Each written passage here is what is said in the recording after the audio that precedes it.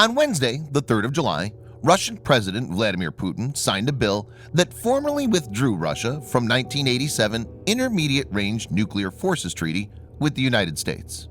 This move came after the United States decided to drop out from the deal earlier this year. America had accused Russia of violating the agreement for many years.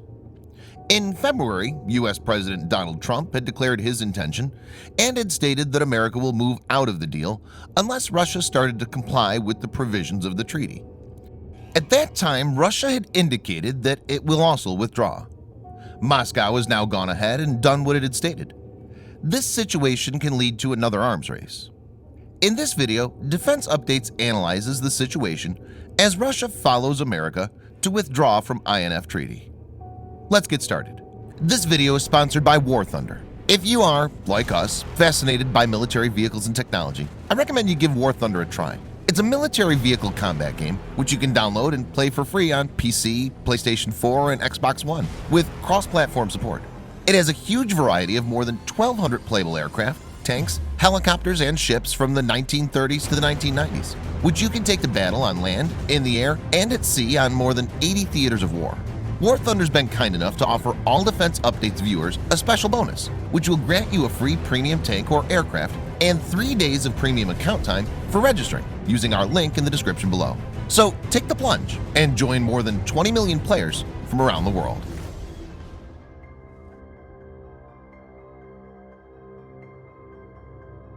INF Treaty was signed by Ronald Reagan and Mikhail Gorbachev in 1987. It banned ground-launched missiles with ranges from 500 kilometers to 5,500 kilometers. That's 310 to 3,420 miles. The INF Treaty eliminated around 2,700 nuclear and conventional missiles, as well as their launchers.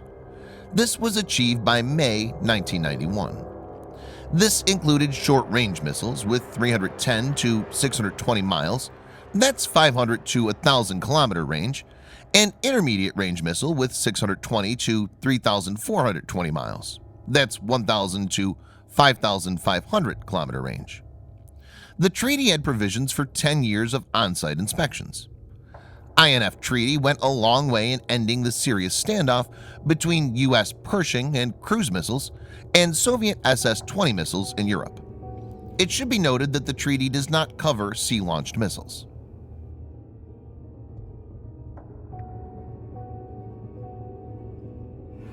On November 29, 2017, speaking at the Wilson Center, National Security Council official Christopher Ford had revealed that the weapon violating the INF Treaty was the Novator 9M729, having NATO designation of SSC-8. The newly developed missile is reported to be derived from 3M14 caliber NK land-based cruise missile and probably uses some design elements of KH-101 air-launched cruise missile. There's limited information on the missile, but it is expected to use Transport Erector Launcher. The missile is thought to be guided by inertial navigation system. As per the United States, Novator 9M729 is land-based and has a range between 500 kilometers and 5,500 kilometers. That's 310 to 3,420 miles, depending on fuel load and warhead use. This makes the missile violate the terms of the INF Treaty.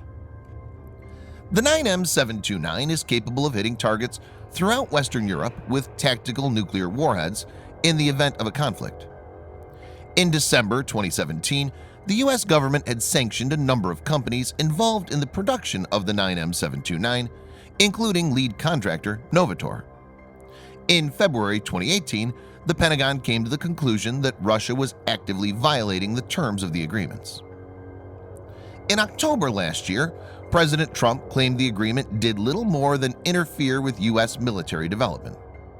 The president had said at a Nevada rally, "I don't know why President Barack Obama didn't negotiate or pull out. We're not going to let them violate a nuclear agreement and go out and do weapons, and we're not allowed to." NATO Secretary General Jens Stoltenberg concurred with Trump's assessment. He stated, "After years of denials, Russia recently acknowledged the existence of a new missile, called 9M729. Russia has not provided any credible answers on this new missile. All allies agree that the most plausible assessment would be that Russia is in violation of the treaty.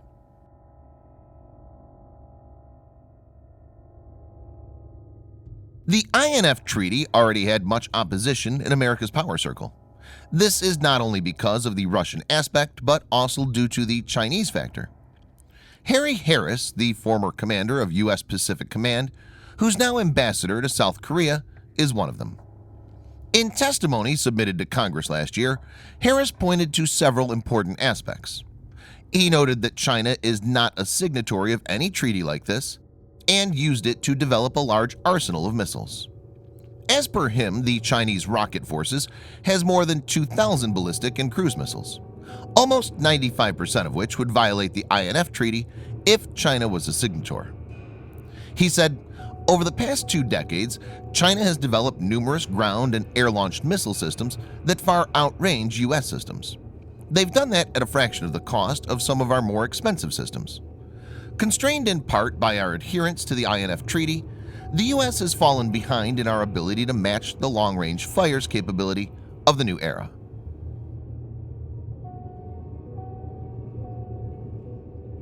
Both parties have indicated that they will now pursue weapons which were restricted as part of the INF Treaty. Russian Defense Secretary Sergei Shoigu stated that Russia will build ground-based intermediate-range nuclear missiles within the next 2 years. He said that land-based version of the Navy's Caliber cruise missile and a new land-based hypersonic missile must be built in 2019 or 2020. Shoigu stated that such mid-range missiles must now be designed, insisting that Russia take tit-for-tat measures. He also accused the U.S. of seeking to make ground-based missiles with a range capability of over 500 kilometers. America also seems to be moving in that direction. Currently, U.S. Army has MGM-140 Army Tactical Missile Systems, ATACMS. U.S. Army Tactical Missile Systems is a surface-to-surface missile manufactured by the American company Lockheed Martin. It has a range of over 100 miles, 160 kilometers, with solid propellant. America is already working towards a system that will have a range of 499 kilometers, just below the 500-kilometer range restricted by the INF Treaty. The program is designated as Precision Strike Missile, or PRSM. The Army had selected 2 competitors several years ago, Raytheon and Lockheed Martin, to build prototypes for the PRSM program. Testing of these prototypes is expected to begin in the middle of next year. But with the withdrawal from the INF Treaty, the missile could be developed to have far greater range. Colonel John Rafferty, the director of PRSM program, in a meeting with reporters at the Association of the U.S. Army's convention, said, "We're going to play by the rules until we're told the rules have changed. That's our approach on the team and the guidance from senior leaders." He added, "We've worked with our industry partners to determine what is the feasibility going farther than 499 kilometers, and we believe that it's entirely possible to go further with the current PRSM missile. Our discussions about advanced propulsion leads us to believe that inside the same form factor, with a change in propulsion, we could go significantly farther." Viewers may note that the U.S. Army is pushing towards a replacement for the Army Tactical Missile System with PRSM by 2023, which is much earlier than the initial timeline of 2027.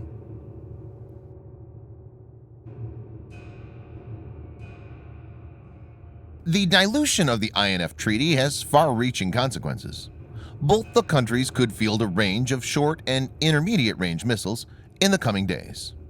In that situation, just like Russia will have a way to strike Europe, the U.S. will have a way to strike Russia from Europe. This will mean both sides will be back on the same situation which had led to the INF Treaty in the first place. Since the distance between Russia and Western Europe is very small, both parties will have very little time to react in case a missile launch is triggered. This will gravely complicate the security situation and could potentially lead to all-out war between 2 of the most powerful countries on the planet. Thanks for watching. Subscribe for more videos like this. Hit the like button if you find the video interesting, and kindly provide your feedback in the comment section. This will help us improve.